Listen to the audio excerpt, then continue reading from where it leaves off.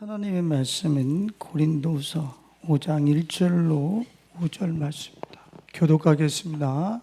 만일 땅에 있는 우리의 장막집이 무너지면 하나님께서 지으신 집 곧 손으로 지은 것이 아니요 하늘에 있는 영원한 집이 우리에게 있는 줄 아느니라.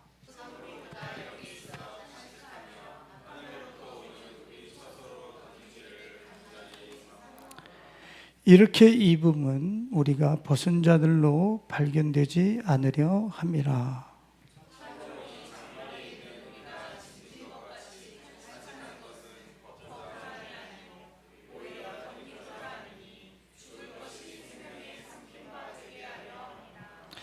곧 이것을 우리에게 이루게 하시고 보증으로 성령을 우리에게 주신 이는 하나님이시니라. 아멘. 죽음의 안전지대 예수님이라고 하는 제목으로 말씀을 나누려고 합니다. 조승길이 대문 밖에 있다라고 하는 말이 있습니다. 죽음이 어디 있어요?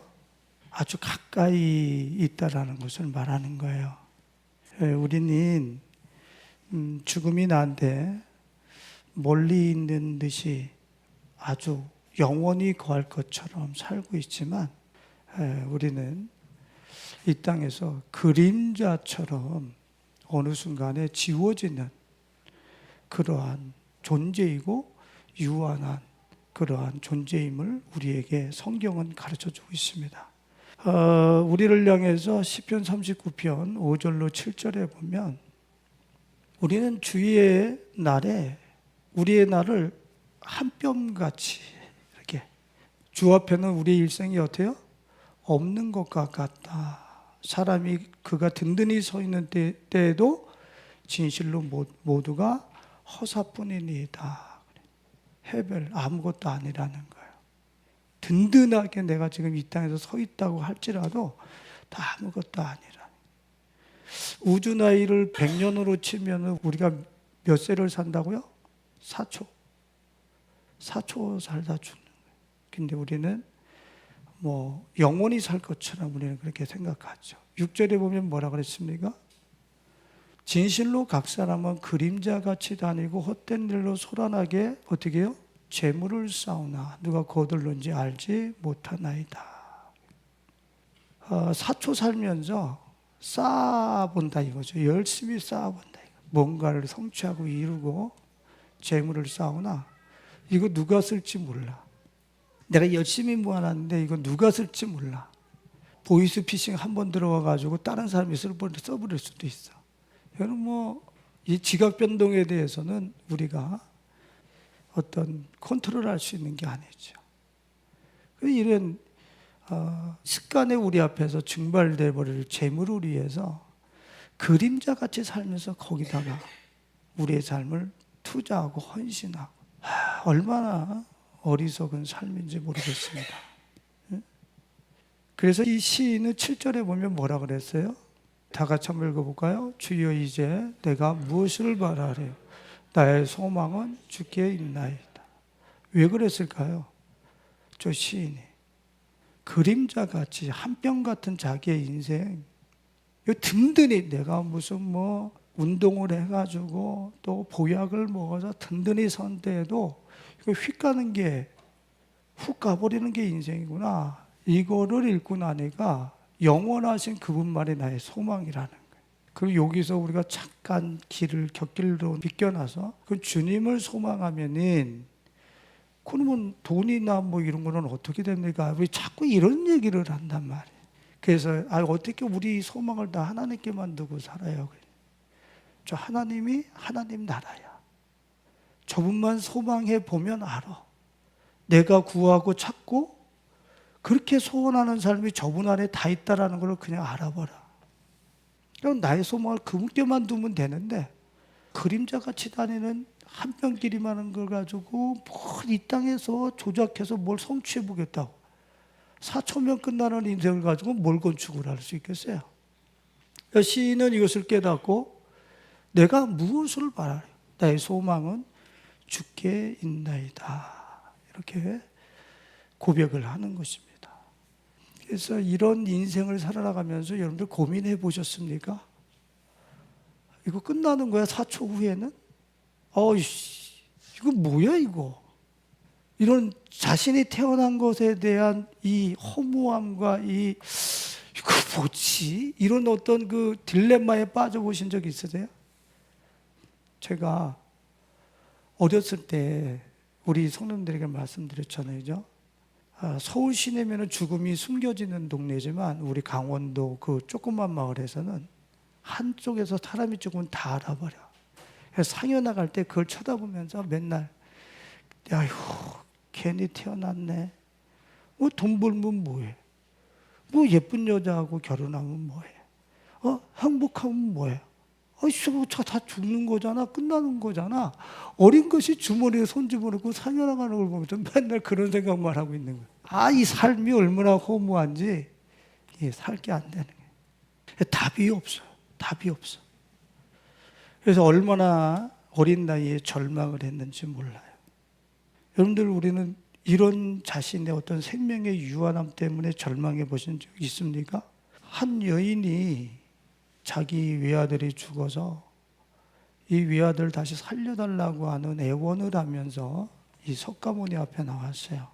그래서 석가모니가 저 아래 동네에 가서 3년 동안 사망을 경험하지 않은 장례를 치르지 아니한 집이 있으면 그 집에 가서 쌀을 얻어다가 밥을 지어서 입에 넣으면 살 거야 그랬어요. 근데 이 여인이 동네에 내려가서 자기 주위에 3년 동안 장례를 당하지 않은 사람이 있나? 그 집을 아무리 찾아봐도 다 한 다리 걸러에 다 죽음이 다 걸려 있는 거야. 죽음을 안 당해본 집이 없는 거예요. 그래 이 여인이 와서 그런 집이 한 개도 없는데 어디서 쌀을 얻습니까? 그랬을 때 이 석가모니가 생자 필멸이라.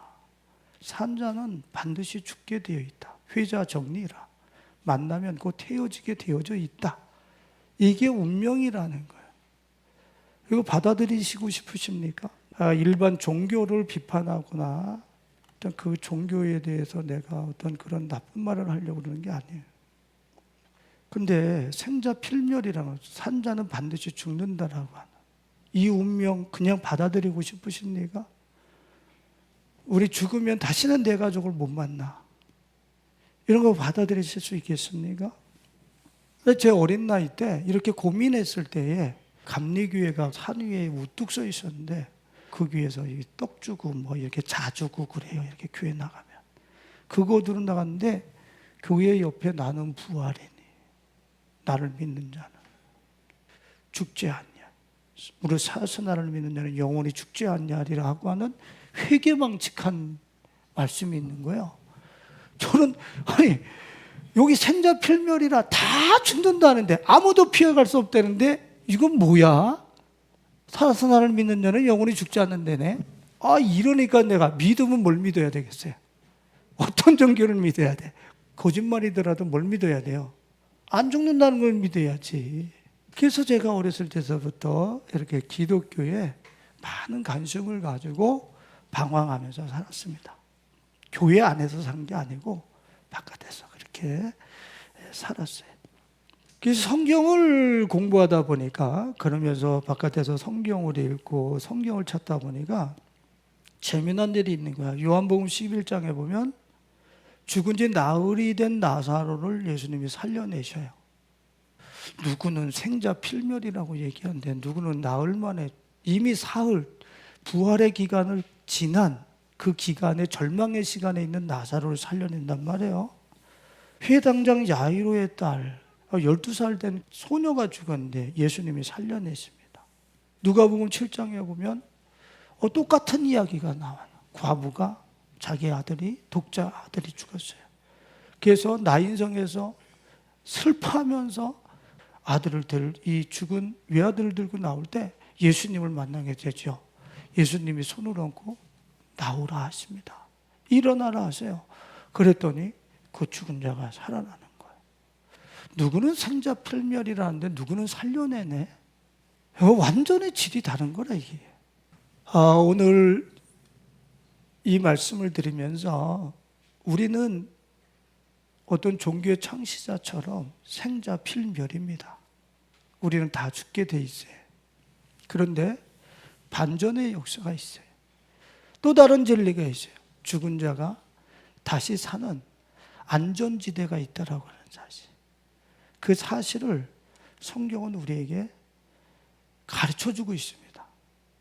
생자 필멸의 그 자리에서 그냥 죽음이 너에게 도래하는, 순간적으로 도래할 때까지 그 자리에서 그대로 있다가 멸망당할 거냐, 아니면 성경에서 제시하고 있는 살 수 있는 장소가 있다라고, 죽음으로부터 안전지대가 있다라고 하는 그 장소로 나올 것이냐, 이것은 자신의 선택에게 달린 거예요. 파이널 데스티네이션 블러드라인이라고 하는 영화가 있어요.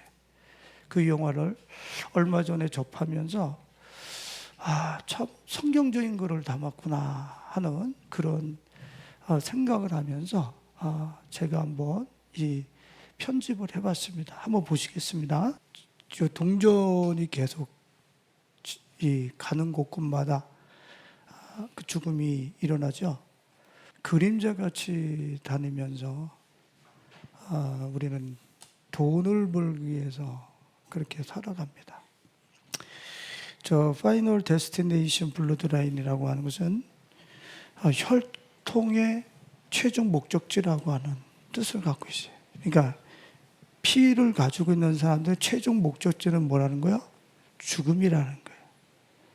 죽음이 누구에게나 다 찾아온다는 것이고, 그 마지막 그 엔딩 장면에서도 저 사람들 그 기차가, 주인공도 죽음을 그렇게 피해 가려고 그랬는데 기차가 싣고 오던 통나무가, 기차는 피했는데 그 위에서 통나무가 날아와서 두 사람을 결국엔 죽이고 맙니다. 이게 뭔 얘기겠어요? 절대 죽음을 우리는 피해갈 수 없다라고 하는 것을 이야기하면서 어떤 기원이에요? 돈을 가지고 쌓은 바벨탑은, 거기서의 향락은 고기, 음료, 거기 계속 비추죠. 춤추면서 즐기는 그 모든 것들은 무너질 수밖에 없다라는 거예요. 그래서 그 약혼 여인한테 그 끼워주는 반지가 뭐예요? 그 바벨탑이잖아요. 그것처럼 그걸로 쌓아 올린 거. 그걸 손가락으로 그거를 추구하면서 결혼을 하고 그것을 추구하면서 삶을 진행시키면 아무도 죽음을 피해갈 수 없다라고 하는 사실. 동전이 뚜루룩 떨어져 가지고서 물속으로 푹 들어가잖아요. 그죠? 계시록 18장 21절을 봐봐요. 저게 얼마나 성경을 많이 이야기를 하고 있는가. 같이 한번 읽어볼까요? 이에 한 힘 센 천사 큰 맷돌 같은 돌을 들어 바다에 던져 이르되 큰 성 바벨론이 비참하게 던져져서 결코 다시 보이지 아니하더라. 저 바벨론을 들어서 어떻게 해요? 바벨탑을 물속에다. 그러니까 동전이 들어가는 그 복선에 바벨탑이 무너지는 것을 지금 겹쳐서 우리들에게 어필해 주고 있는 거예요. 근데 우리는 여전히 저런 영화를 통해서 돈으로 쌓아 올린 인생은 붕괴되는구나. 그림자같이 사초 살면서 돈에다가 내 인생을 쏟아붓는 것은 어리석은 거구나라고 우리는 깨달아야 되는데, 이런 영화를 보고 또 이런 메시지를 듣고 나서 집으로 들어가면 여전히 몇 푼을 더 버는 데다가 내 인생을 소비하고 말아요. 그 결국에는 저 운명, 피해가지 못할 저 운명을 맞게 되죠. 여러분들의 가지고 계신 이 삶의 세계관이 완전히 전복되어지고 시인처럼 그림자같이 다니는 내 인생, 이 삶을 가지고 내가 바랄 것은 주님밖에 없구나라고 하는 이런 새로운 패러다임의 전환이 우리 가족들에게 있어질 수 있기를 예수님의 이름으로 축원을 드립니다.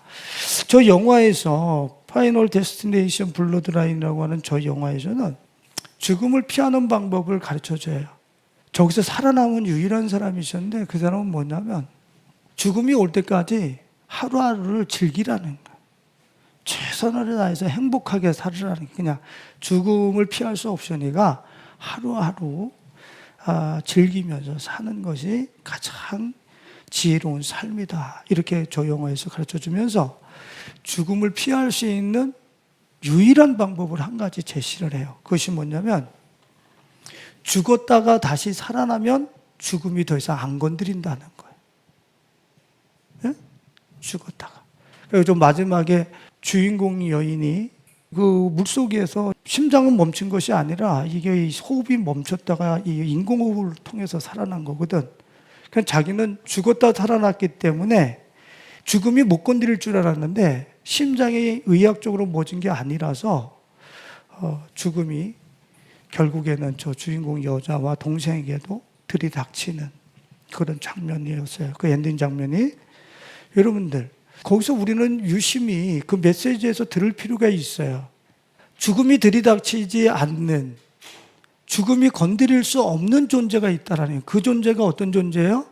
죽었다 다시 살아난 존재들. 그들은 건드릴 수 없다라는, 죽음이 더 이상 못 건드린다는, 안 건드린다는. 오늘 우리가 그 반열에 있어요. 그 반열에 내가 있으면 죽음이 나한테 멀리 떨어져 있어요. 가까이 하지 못해. 근접하지 못해. 오늘 본문 말씀에 보면은 이 본문 말씀이 어떤 말씀입니까? 우리의 이 장막은 무너진다는 거야.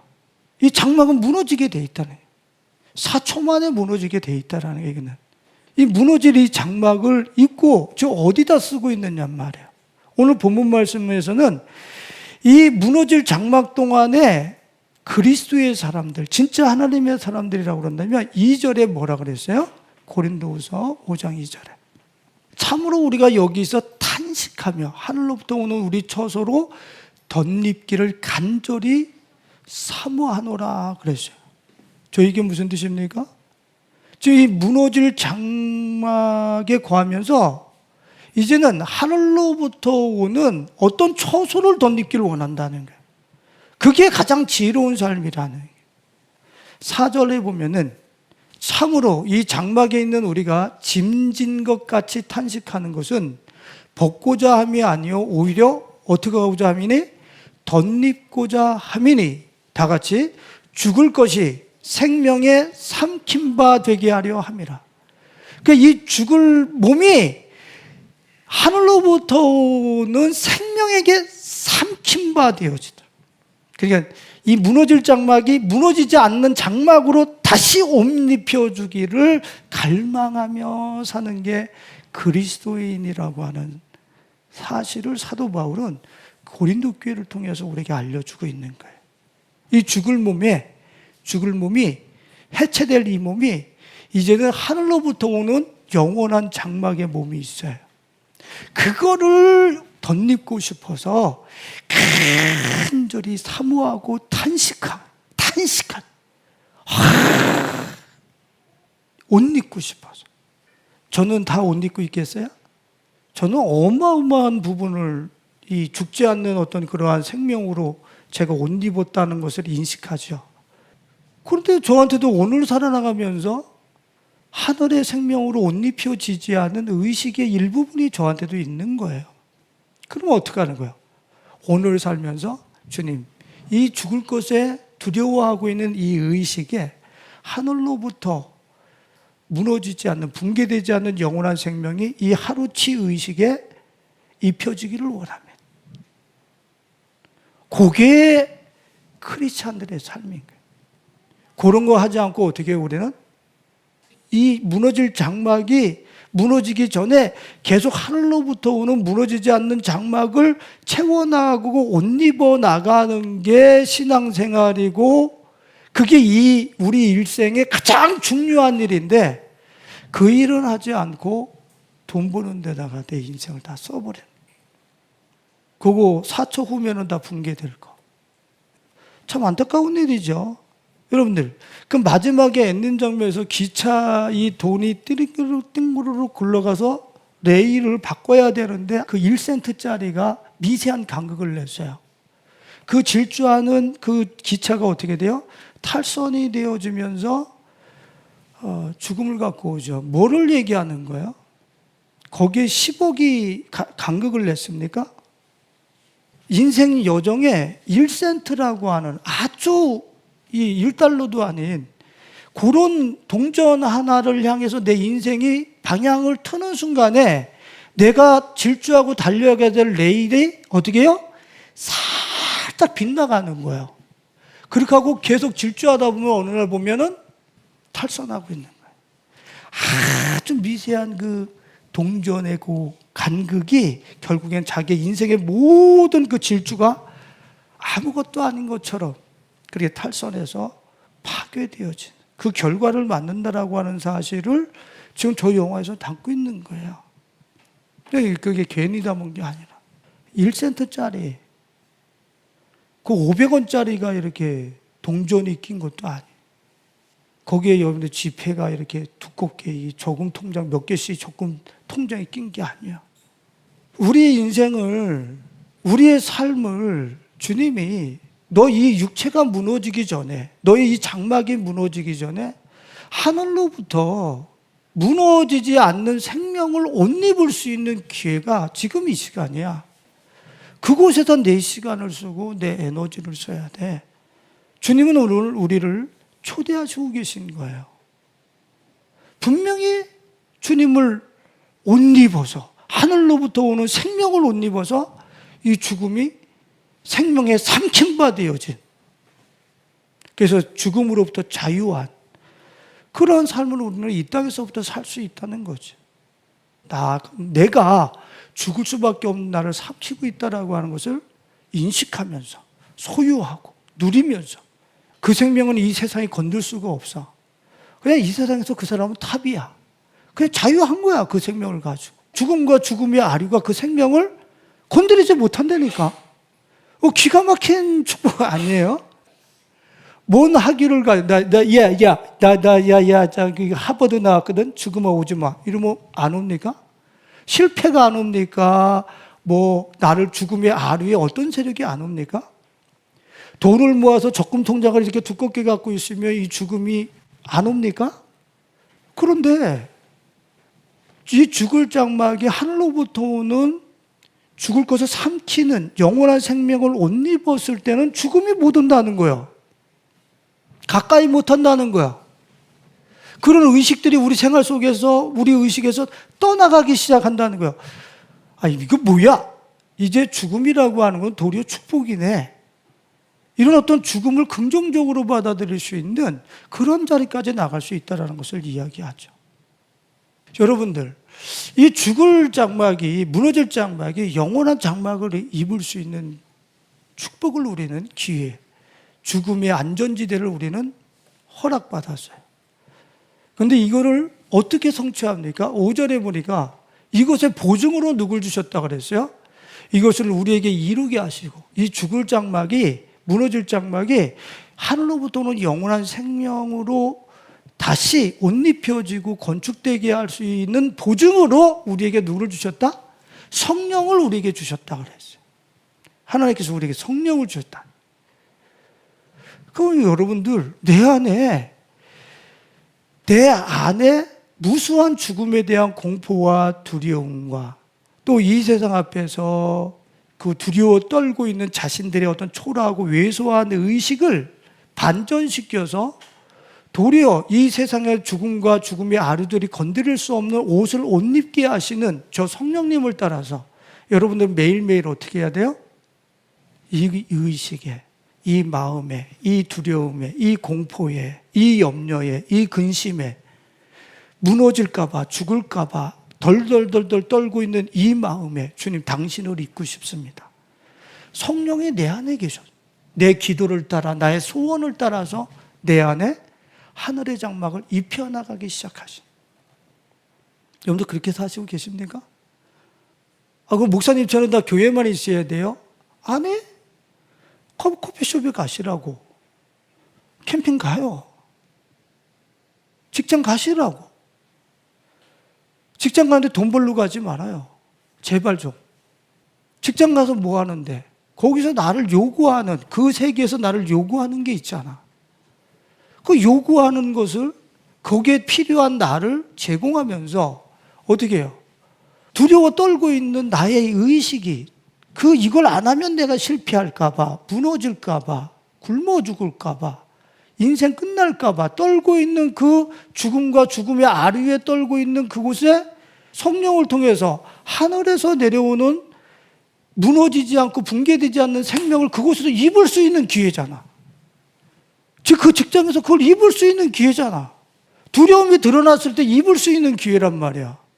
근데 우리는 그 두려움과 공포는 덮어놓고 그냥 거기서 서바이벌하기 위해서 그냥 어떻게 하면 안 잘리나, 어떻게 하면 돈 버는 이 창구를 안 놓치나, 쓸데없는 생각들 하고 그곳에서 자기 인생을 다 쏟고 있는 거예요.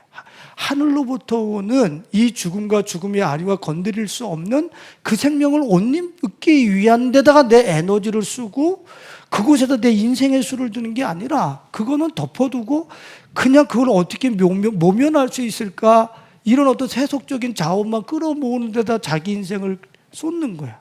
그 자원을 세팅해서 죽음을 어떻게 막아냈냔 말이야. 절대 막아내지 못한다고. 우리 이상의 나라 예배를 드리고 난 후에 2부 순서도 있어가지고 뭐 이런저런 것들을 이제 우리 2부 순서들로 갔더라고. 근데 그 성경 공부 같이 성경을 나눠요. 근데 성경 나눈 거를 나한테 얘기를 해주시더라고요.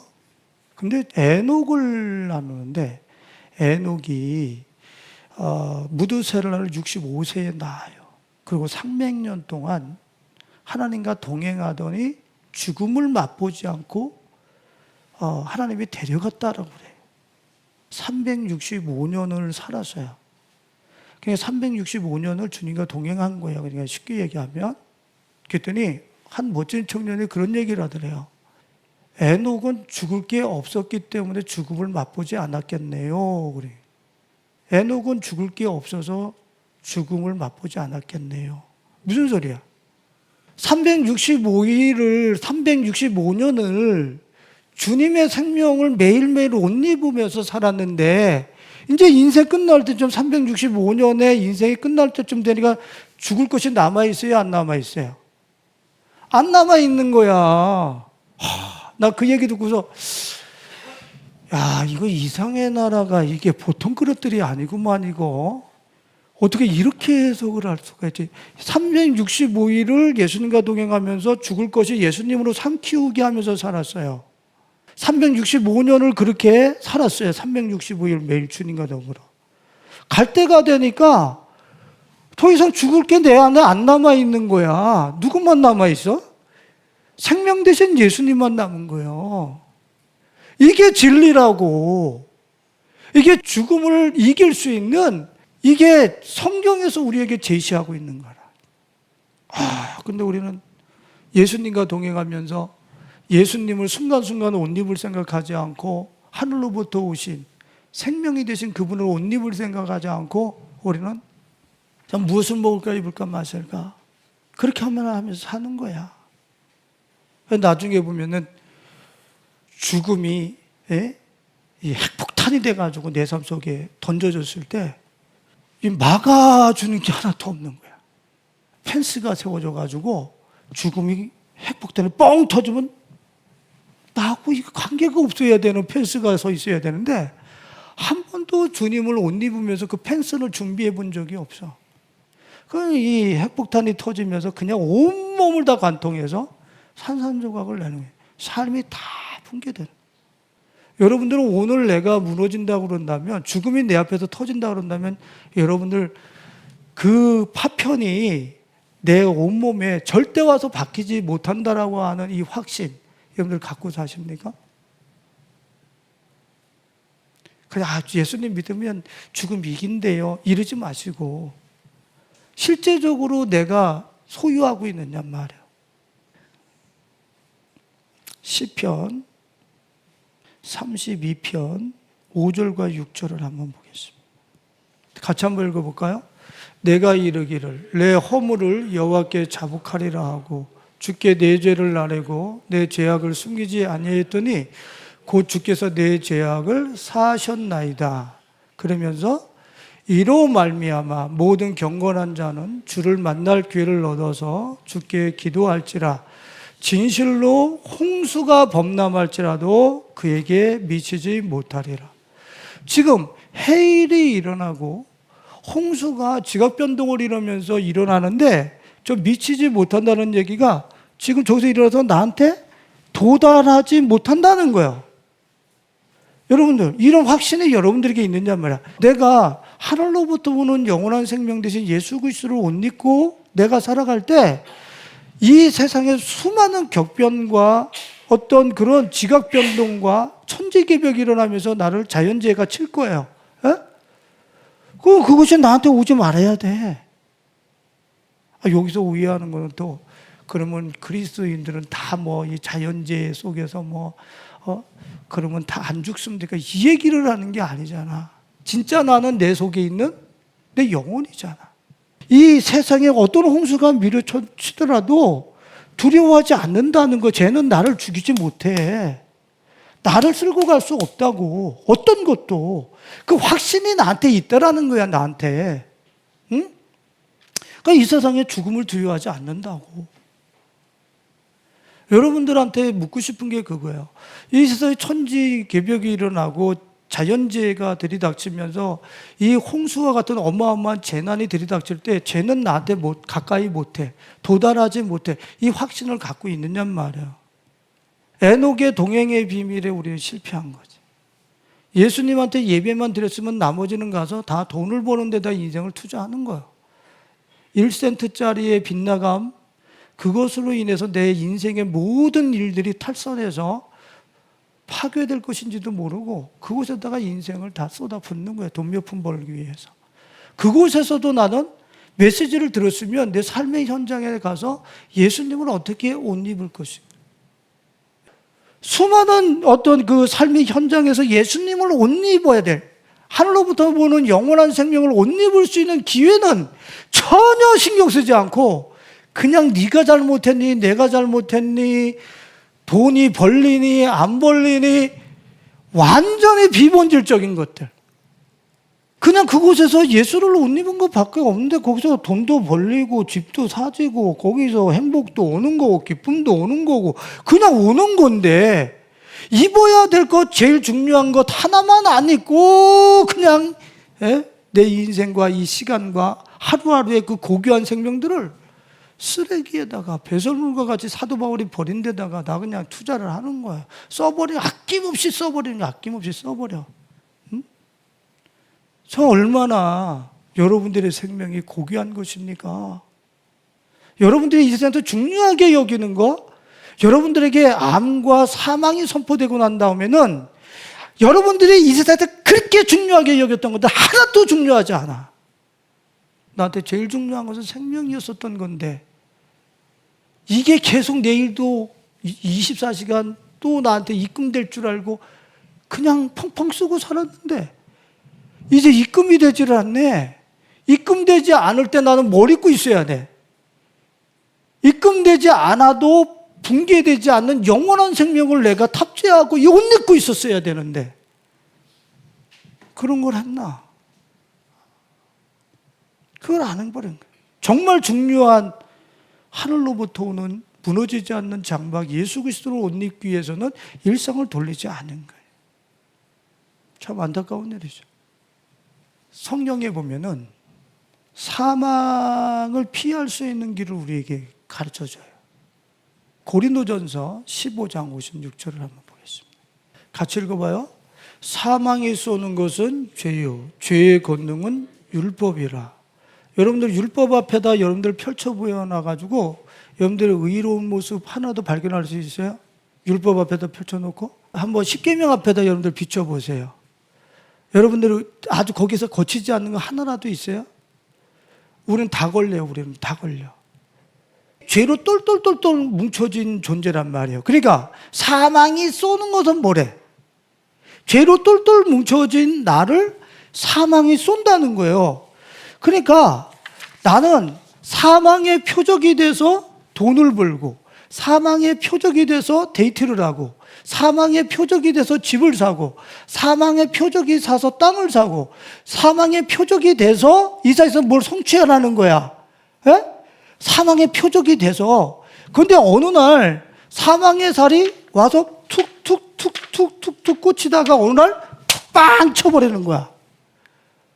그럼 사망의 표적이 돼서 죄 지으면서 음란 동영상 보면서 뭐 죄악된 의식 가지고 막 성취하고 이러다 한 방에 빵 그냥 가버리는 거야. 사망이 쏘는 것은 죄요. 무서운 거예요, 무서운 거. 오늘도 봐도 괜찮아. 그래도 괜찮던데 어느 날 와서 그 화전 사망의 살이 더 이상 내가 견딜 수 없는 것으로 와서 나를 가격했을 때 내 인생 한 방에 훅 가버려. 그러면 뭐를 없애면 되는 거야? 살아가면서 이것만 없이 돈 벌어. 이거 없이 놀러 다녀. 이것 없이 결혼해. 이것 없이 이 표적만 없애라고. 이 표적을 없애라고. 사망이 쏠 수 있는 표적만 없애라고. 그럼 우리 이걸 그냥 이것만 달고서 열심히 살잖아. 이것만 없애면은 오늘 행복하게 살고 여유롭게 살고 뭘 추구해도 되고. 왜 사망의 살이 와서 날 못 쏘니까. 그래서 57절에 뭐라 그랬습니까? 우리 주 예수 그리스도로 말미암아 우리에게 승리를 주시는 하나님께 감사하노니. 무슨 뜻이에요? 사망이 쏠 수 있는 이 죄를 이기게 하시고 이 죄를 지울 수 있는 분이 예수 그리스도라는 거예요. 그러니까 24시간 예수님을 묵상하고 사모하라는 얘기야. 삶의 현장에서, 직장에서, 아르바이트 현장에서 그곳에서 예수님과 동행하라고. 그러면 거기서 짓는 죄들이 씻겨져 나가고 제거되어진다고. 그럼 죄가 제거되어진 커피숍에 가보세요. 얼마나 자유한가, 얼마나 행복한가. 두려워하지 않아요. 죄가 제거되어진 아르바이트 현장에 가보세요. 얼마나 자유한가. 아르바이트생이라 할지라도 사장보다 더 타고난 리더십을 가지고 그 분위기를 주장할걸? 예? 이게 제거된 사람이 가는 곳은 다 하나님의 나라요. 우리 주 예수 그리스도로 말미암아 우리에게 승리를 주신 하나님께 감사하노니. 여러분들의 의식 속에서 예수님을 띄워놓지 말라고. 그분은 여러분들에게 신사임당에게 밀리고 성공에게 밀리고 면허증 라이센스 따는 데 밀리고 뭐에 밀릴 뿐이 아니에요. 그분과 여러분들은 떼어놔서는 안 되는 분이라고. 그분은 그렇게 하고 내가 인생을 사는데 나한테 있었던 이런 의식들이 제거되는 거예요. 이거 사망이 쏘는 것은 그거라는데 근데 예수 그리스도로 말미암아 이김을 주신다고 그랬어요. 이 의식을 나한테서 뜯어고치고 삭제시켜버릴 수 있다는 얘기예요. 신경 써야 될 것은 거기를 신경 써야 되는 거예요. 에? 우리들이 딴 데다 신경을 쓰고 있다니까. 지금 이 사망이 쏠 수 있는, 죽음이 밀어닥칠 수 있는 그곳에 생명을 입어나가는, 생명이신 예수 그리스도를 옷 입어나갈 수 있는 기회를 우리는 선용해야 되는데 그곳에서 예수님을 입을 생각은 안 하고 그냥 그 여자 앞에 가서 이렇게 기웃기웃대고 걔는 왔다 갔다 대면서 그런 거 하고 있고, 도리어 이걸 얘기 두껍게 만들어버리는 거예요. 더. 사망의 살이 더 크게 만드는 거죠. 와서 쏴라. 쏘세요. 준비하고 쏘세요. 막 쏴도 다 맞아. 나는 어딜 쏴도 다 맞아.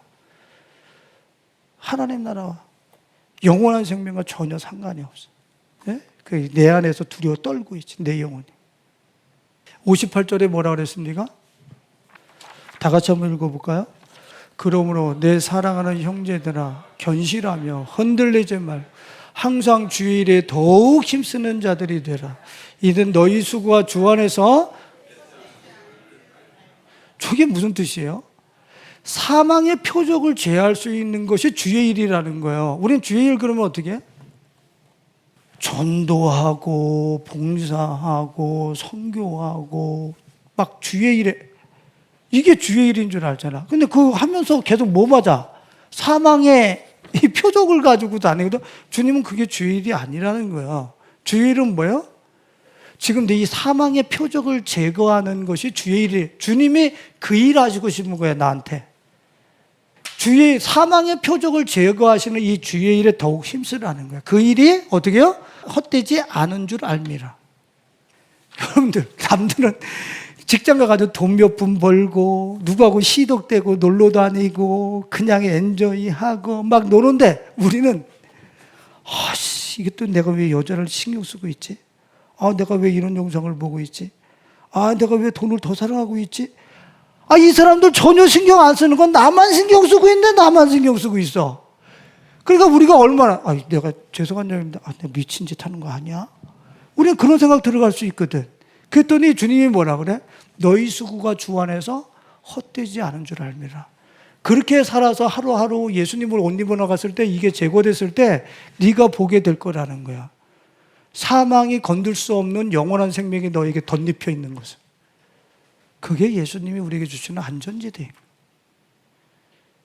예수님은 여러분들의 의식 속에서 2순위, 3순위로 밀려날 그런 분이 아닌 거예요. 우리는 예수님을 잃어버렸어. 그냥 예수님을 믿고 교회에서 예배했으면 우리는 다 한 거야. 그리고 가가지고서는 예수님은 교회에다가 목사님만 잘 모시라고 하고 우리는 나가서 그냥 살다가 또 와서 또 예배 드리고 또 목사님 보고 예수님 모시라고 하고 우리는 나가서 내 맘대로 살고 7일 동안 예수님을 옷 입어 나갈 수 있는 모든 기회를 다른 곳에다가 다 탕진하고 만 거죠. 이제 생명이 입금 안 될 때 보면은 영원한 생명이 나한테 안 입혀져 있는 거예요. 그래서 절망하는 게 그때 내가 이거 예수 잘못 믿었네. 이거 끝장난 거네. 이거 다시 돌이킬 수도 없는 거네. 기회가 일생이네. 그때 가면 후회하는 거야. 말씀을 맺어야 되겠는데 많은 크리스찬들이 예수님께서 영생을 내가 가졌다 그러는 거거든요. 너희가 영생을 소유했다 그러는데 우리는 단어만 갖고 있어. 여러분들한테 물어볼게요. 영생을 가졌어요? 신념 말고 믿습니다. 신념 이런 거 의지 말고 그냥 영생을 가졌어요? 내가 지금 이거 내가 가졌어요. 이렇게 영생을 여러분들 갖고 있어요? 소유하고 있느냔 말이에요. 인식하고 있느냔 말이야. 진짜로. 대부분의 크리스찬들은 여러분들이 진짜로 내가 이 영생을 내가 이렇게 인식하고 소유하고 있다는 사람은 엄청나게 축복받은 사람. 제대로 신앙생활을 하는 사람이죠. 근데 우리는 영생을 내가 가졌다 그러면 우리는 어떻게 해요? 가졌대. 죽어서 천국 간대더라. 죽으면 알아. 아니 그게 아니라고. 성경에서 내가 영생을 가졌고는 스마트폰을 내가 손에 쥐고 있듯이 그렇게 영생을 소유했다는 거야. 그 요한복음 6장 47절을 보면서 우리가 말씀을 한번 정리해 보겠습니다. 다 같이 읽어봐요. 진실로 진실로 너에게 이르노니 믿는 자는 영생을 가졌나니 하는 저 단어가 소유하다, 보유하다, 획득하다야. 내가 한 달을 일하면서 봉투를 받으면서 내가 소유하죠. 월급을 소유하죠. 그것처럼 영생을 내가 소유하고 획득했다는 걸 한 달 뒤에 안다는 거야. 저는 제 개인적인 경험이지만 저는 내가 예수님을 더 벌어서 좀 더 내가 업그레이드 됐구나, 좀 더 영생에 부유해졌구나, 저는 이 차원을 툭툭툭툭 살아가면서 느껴요. 이 레벨업이 된다는 거지. 이 예수님과 살아가면서 어느 순간에 낑 툭 제자리에 있는 것 같아. 낑 툭 이렇게 이런 식으로 예수님과 동행하다 보면 내가 자꾸 업그레이드가 되어져. 영원한 생명으로 계속 채워져 나가는 거야. 예? 그럼 그것이 실제 나한테 이렇게 소유하고 획득됐다는 거야. 나 요번에 감기 한번 들리고 났더니 또 업그레이드 됐네. 또 한번 주님과 동행했더니 이렇게 업그레이드 됐어. 소유했다고, 획득했다고. 근데 대부분의 크리스찬들은 죽으면 가는 거예요. 그냥 못 갈 확률이 아주 높습니다. 주님이 이 영생을 가졌나니 획득했다, 소유했다, 보유했다 그러는데 보유한 걸 내가 몰라. 획득한 걸 모른다고. 있는지 없는지 몰라. 여러분들에게 물어. 여러분들 생명이 있는지 없는지 몰라요 지금? 나 생명이 있는 거 알잖아. 생명이 있으니까 이렇게 살아는 거 아니야. 영생이 있는 것도 인식이 된단 말이에요. 에? 요한복음 14장 21절 우리 마감합니다. 다 같이 읽어요. 나의 계명을 지키는 자라야 나를 사랑하는 자니 나를 사랑하는 자는 내 아버지께 사랑을 받을 것이요 나도 그를 사랑하여 그에게 나를. 또 예수님, 우리 예수님 살아계세요? 보여주세요. 근데 예수님이 뭐라 그랬어요? 그에게 나를 나타내리라 그래요. 나타낸다는 얘기는 무슨 소리예요? 그 앞에 당신을 전시해 주겠다는 거예요. 전시해야겠다. 예? 분명히 그가 느낄 수 있게 해주겠다는 거예요. 그 앞에 나를 드러내 주겠다는 거예요. 예수님을 진짜로 저 생명을 옷 입어 나가는 사람은 예수님을 자기가 본다는 거예요. 확실히 볼 수 있도록 해주시겠다는 거예요. 예수님께서. 구원 못 받았다는 얘기가 아니라 예수님을 내가 확실히 그분이 나에게 드러내 보이지 않고 지금 그분이 나한테 전시가 안 됐다는 얘기는 내가 이렇게 보면서 예수님이 이렇게 좋으신 분이 이렇게 전시한 걸 내가 못 본다고 그런다면 나는 뭐 하는 거예요? 나를 사랑하는 자니, 나를 사랑하는 자는 그에게 나를 나타내리라. 예수님 사랑 안 했다는 거예요. 한마디로 얘기하면. 예수님이 뭐라 했어요? 나를 사랑하는 자에게 나를 나타내리라 그랬잖아요. 근데 내가 지금 예수님이 나한테 전시가 안 돼. 그분이 주신 영생이 나한테 인식이 안 돼. 그 얘기는 뭐예요? 솔직해지자고요. 예수님 안 사랑했다는 거예요. 예수님을 사랑하면 당신이 와서 아버지와 함께 전시해 주시겠다고 내 앞에다, 우리 앞에다 이렇게 나 이런 존재야 이렇게 열어 보여주시겠다. 확실하게. 그럼 내가 예수님이 나한테 그런 존재로 나한테 인식이 안 된다는 얘기는 종교 생활을 했는지는 모르겠지만 열심히 예배 드렸는지는 모르겠지만 예수님을 사랑하지 않았다는. 사랑했어도 3순위, 4순위, 5순위, 6순위, 10순위 전혀 보이지 않아. 여러분들에게 한번 지금 결론적으로 한번 생각해 보세요. 내가 제일 중요하게 여기는 게 뭐냐? 적금 통장, 돈, 여자친구, 집, 땅, 다 밀려서 예수님은 몇 번째예요? 그러니까 예수님이 전시가 안 되는 거야. 여러분들 보이는 건 땅이고 보이는 건 돈이고 보이는 건 적금 통장이고 앞에 있는 사랑하는 것들만 보이는 거야. 그게 우선순위인 거예요. 예? 근데 여러분들 예수님을 모든 순위 앞에다 두고 그분을 사랑해봐. 죽음이 건드릴 수 없는 생명이 나한테 옷 입혀지고 내가 그분 안에서 영생을 획득해서 갖고 있다는 것을 인식하게 되고 그분이 내 앞에 전시되어 있다는 것을 그냥 내 앞에 내가 볼 수 있도록 느낄 수 있도록 전시되어 있는 것을 그 사람은 볼 수 있어요. 예수님을 사랑하니. 우리 청년들에게 늘 와서 인사를 하면 내가 하는 얘기예요. 예수님을 더 사랑해라. 예수님을 최고 사랑해라. 왜 그러는 거야? 그래야 걔가 제일 행복해질 거니까. 걔가 이 땅에서 영원한 생명을 옷 입어서 가장 행복한 삶을 영원히 살 거니까. 오늘 여러분들 죽음의 안전지대 예수 그리스도.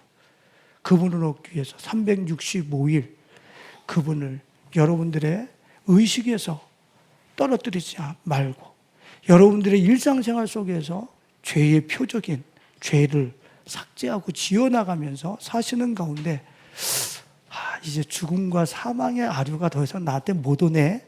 이 자유함 속에 여러분들 이 땅을 살아나가시면서 그 예수님의 증인 되어지는 우리 가족들이 되실 수 있기를 예수님의 이름으로 축원드립니다. 기도하겠습니다. 주님, 온 인류가 영원히 살고 싶어서 무슨 공학이다 몇 년 수명을 더 연장해 보고 싶어서 생명공학이다, 식물공학이다, 유전공학이다, AI와 하이브리드 시켜서 영원히 살아야 된다. 별 바벨탑을 다 썼습니다. 그런데 주님은 너의 그 그림자 같은 인생에 나를 옷 입어 나를 가장 사랑해. 그러면 너는 죽음의 안전지대에 서 있고 죽지 않는 영원한 생명이 내게 있음을 너는 인식하고 누리게 될 거야. 죽음이 너를 삼킬 수 없는 펜스가 되어서 성벽이 되어서 성곽이 되어서 내가 너를 지키고 너와 함께하는 것을 너가 전시하면서 보게 될 거야. 주님은 오늘 우리에게 답을 주셨습니다. 에녹처럼